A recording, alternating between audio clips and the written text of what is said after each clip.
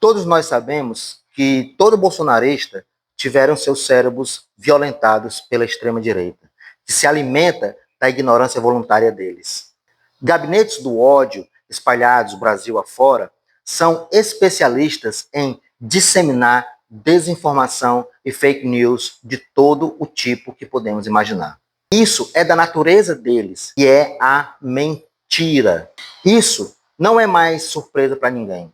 Porém, tem uma turma que anda por aí pagando de intelectual, que acham que sabem de tudo e às vezes citam até escritores famosos, sejam autores brasileiros ou até autores estrangeiros. E citam com uma entonação de voz bem séria quando se referem a esses autores. Esse tipo de gente são as mais perigosas e nocivas no tecido social, porque usam de desonestidade intelectual. Eles usam como base esses autores para se passar de inteligentes. E tem alguns autores que usam uma forma distorcida de explicar as coisas nas quais eles acreditam, e no contexto do tema desse vídeo aqui, eles usam uma forma distorcida para explicar tudo que represente a esquerda no Brasil. Eles citam esses autores para dar peso científico e autoridade necessária para entrar na mente daqueles menos favorecidos cognitivamente. Mas aqui eu faço uma pergunta para vocês. Será que só porque alguém usa e cita autores famosos e escritores de renome internacional podem ser confiáveis ou levados a sério? Ou até melhor dizendo, será que os próprios autores que essa galera usa como base podem ser levados a sério? É o que nós vamos ver nesse vídeo. Fica até o final.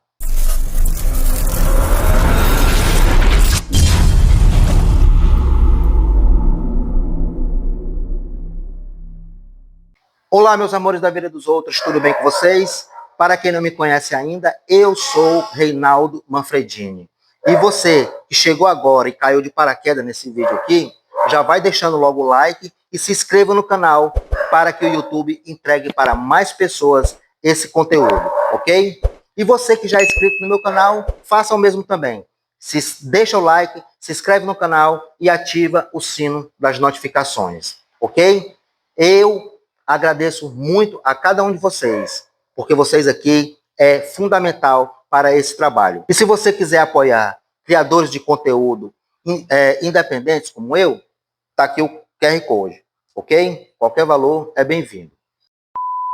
Para fazer esse vídeo aqui, eu tive que pesquisar muito. Por quê?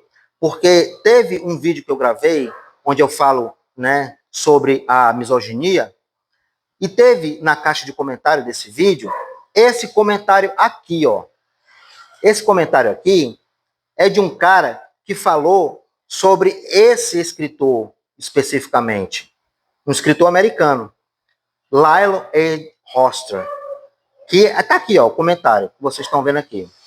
Esse escritor, né, eu já ouvi falar dele em algum canto e eu já vi a semelhança dele em um outro escritor brasileiro aqui. Aí eu fiquei pensando, será mesmo? E aí eu resolvi pesquisar e fiz para vocês esse vídeo aqui. Vamos para o tema. Quem foi Lyle H. Hoster? Lyle Rachel Hoster Jr. nasceu em 1933 e faleceu em 2014. Foi um médico psiquiatra norte-americano, nascido em Chicago. No meio acadêmico e profissional, ele tinha um currículo de respeito. Formou-se em medicina e psiquiatria pela Universidade de Chicago e serviu como psiquiatra forense no Exército dos Estados Unidos. Durante décadas, ele atuou como perito em tribunais, analisando a saúde mental de criminosos e a capacidade de indivíduos de responderem por seus atos. No entanto, sua maior notoriedade não veio de descobertas científicas revisadas por pares, mas sim de sua entrada no debate político com o livro The Liberal Mind, The Psychological Causes of Political Madness, de 2006. Ou seja, A mente esquerdista, as causas psicológicas da loucura política. O que ele representava? No meio acadêmico tradicional, Hofstadter era visto com ressalvas quando o assunto era a sua teoria política. Enquanto, como psiquiatra forense, ele seguia protocolos técnicos. Em seu livro, ele fez um movimento arriscado, que foi a patologização da ideologia, a voz do conservadorismo. Ele se tornou uma figura central para a direita americana e depois brasileira, pois oferecia um verniz clínico para o que era, na verdade, um embate de valores. O pai da ideia de esquerda como doença. Hofstadter representava a tentativa de transformar o debate político em um diagnóstico médico. Para ele, o progressismo não era uma escolha racional de modelo de sociedade, mas um sintoma de desenvolvimento emocional interrompido. E aqui eu quero destacar que as teorias de Hofstadter sobre a mente esquerdista nunca foram aceitas como diagnósticos oficiais pela Associação Americana de Psiquiatria, a APA, ou incluídas no DSM, o Manual de Doenças Mentais. No mundo acadêmico sério, o trabalho dele é classificado como um ensaio político-filosófico e não como ciência médica factual. E aqui entra a conexão com esse autor brasileiro, que é Olavo de Carvalho. Hofstadter e Olavo de Carvalho, ambos utilizaram a retórica da análise psicológica para desumanizar o oponente político. Enquanto Hofstadter chamava de loucura, Olavo frequentemente usava termos como idiota ou analfabetismo funcional para descrever quem não concordava com sua visão de mundo. Ambos buscavam invalidar o argumento do outro, não pela lógica, mas pela suposta incapacidade do interlocutor. Hofstadter forneceu o alicerce que Olavo de Carvalho tanto usou no Brasil. A ideia de que o pensamento de esquerda é fruto de uma incapacidade de perceber a realidade. No entanto, quem tem um caráter sério, sem viés nenhum, vai notar que Hofstadter, ao ser apresentado dessa forma, mostra que conhece a importância dele, mas está pronto para mostrar onde a ciência dele dá lugar à pura opinião política. Em seu livro, Hofstadter usa uma personagem para reforçar a narrativa e dar mais peso ao argumento. Vamos desconstruir a tese de Lyle H. Hofstadter, usando o exemplo de uma personagem de ficção como a armadilha lógica central do autor, a utopia do doutor. Por que Lyle Hofstadter erra feio, erra rude, erra muito sobre a mente humana? Você já ouviu falar de Robinson Crusoe?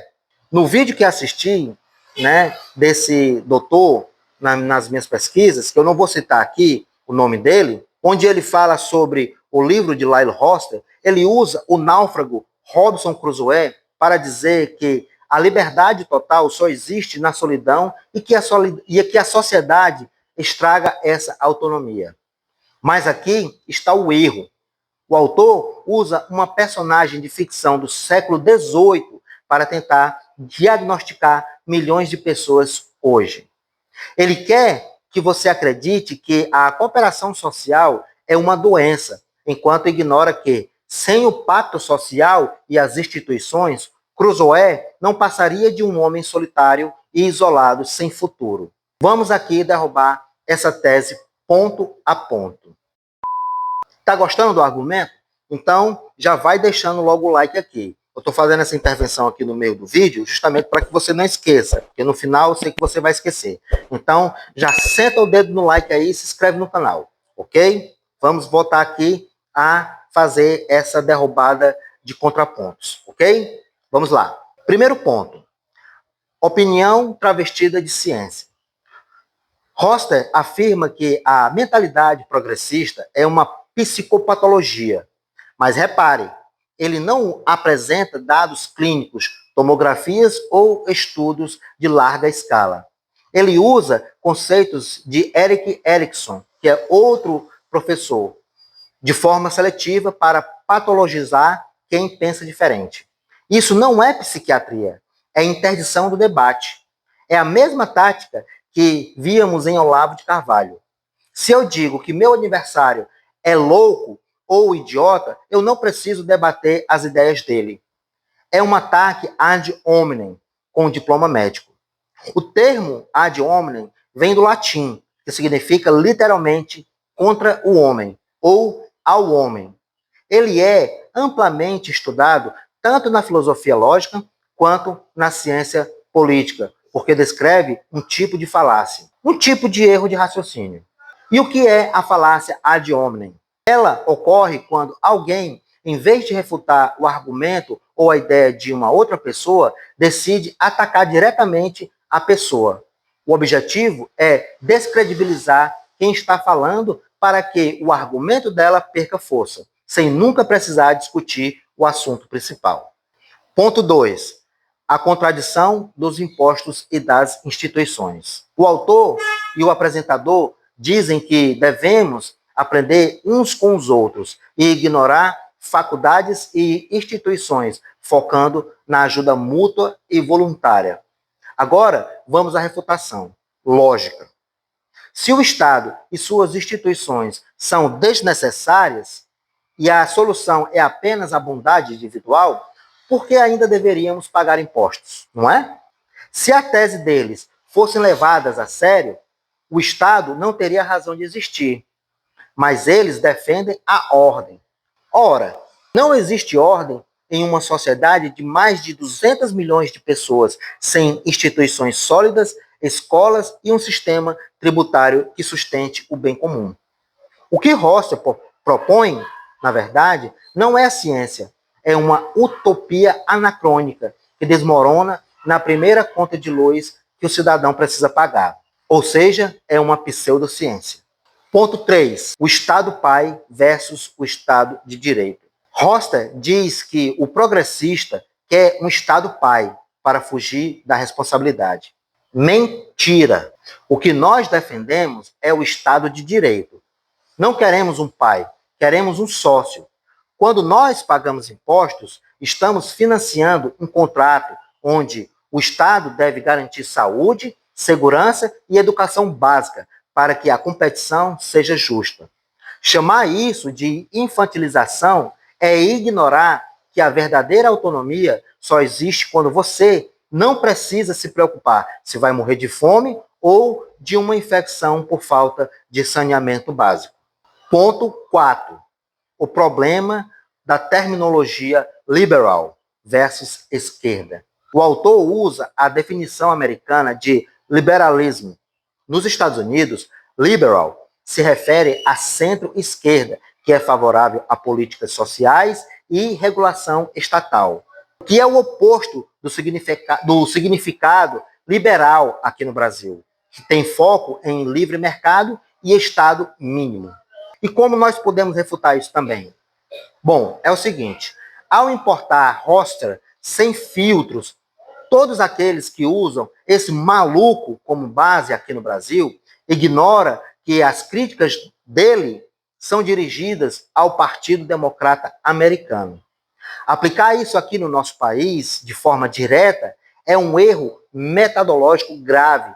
A extrema-direita brasileira muitas vezes se diz liberal na economia, caindo na própria confusão semântica que o autor critica. Ponto 5.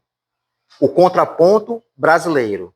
Se o critério de sanidade e a percepção da realidade, como podemos então classificar grupos que negam a eficácia de vacinas, reconhecida mundialmente?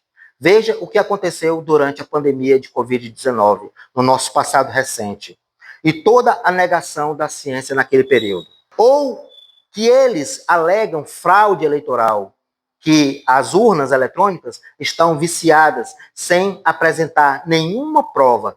Mas se eles ganham as eleições, eles ficam, bem caladinhos, não é?